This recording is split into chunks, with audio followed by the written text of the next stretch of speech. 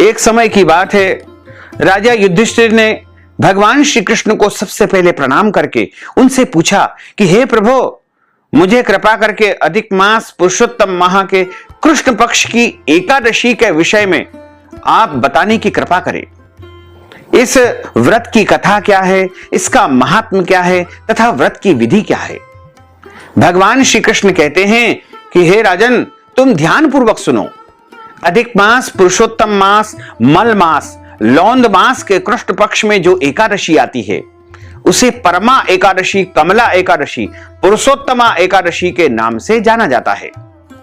और उस एकादशी के महत्व के विषय में जो बताया गया है उसमें लिखा हुआ है कि काम्पिल्य नगरी में सुमेधा नामक एक अत्यंत धर्मात्मा, विद्वान, ज्ञानवान ब्राह्मण निवास करता था।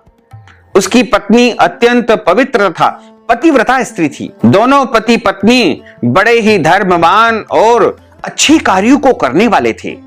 किसी पूर्व पाप के कारण वह दंपति अत्यंत दरिद्रता यानी गरीबी का जीवन व्यतीत कर रहे थे। दोनों धन के कारण बहुत परेशान थे। ब्राह्मण को भिक्षा मांगने पर भी भिक्षा नहीं मिलती थी। उस ब्राह्मण की पत्नी वस्त्रों से रहित होते हुए भी अपने पति की निरंतर सेवा करती थी तथा अतिथि को अन्न देकर के स्वयं भूखी रह जाती और पति से कभी किसी वस्तु की मांग नहीं करती थी। दोनों पति पत्नी निर्धनता का जीवन व्यापन कर रहे थे, यानी घोर गरीबी उनके घर में थी। एक दिन ब्राह्मण अपनी पत्नी से बोला कि हे प्रिय, जब मैं धनवानों से धन की याचना करता हूं तो वह धन देने के लिए मुझे मना कर देते हैं और हमारी गृहस्थी धन के बिना नहीं चल पा रही है। इसलिए यदि तुम्हारी सहमति हो तो मैं परदेश जाकर के कुछ काम करूं, क्योंकि विद्वानों ने कर्म की प्रशंसा की है। ब्राह्मण की पत्नी ने विनीत भाव से कहा कि हे स्वामी, मैं आपकी दासी हूं।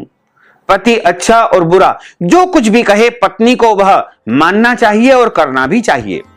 मनुष्य को पूर्व जन्म में किए गए कर्मों का फल अवश्य ही प्राप्त होता है। सुमेरु पर्वत पर रहते हुए भी मनुष्य को बिना भाग्य के स्वर्ण नहीं मिलता है। पूर्व जन्म में जो मनुष्य विद्या और भूमि का दान करते हैं उन्हें अगले जन्म में विद्या और भूमि की प्राप्ति होती है। ईश्वर ने भाग्य में जो कुछ लिखा है उसे टाला नहीं जा सकता है। यदि कोई मनुष्य अपने पिछले जन्म में धन का दान करेगा तो निश्चय ही उसको अगले जन्म में धन की अपार प्राप्ति होगी, क्योंकि हमने पूर्व जन्म में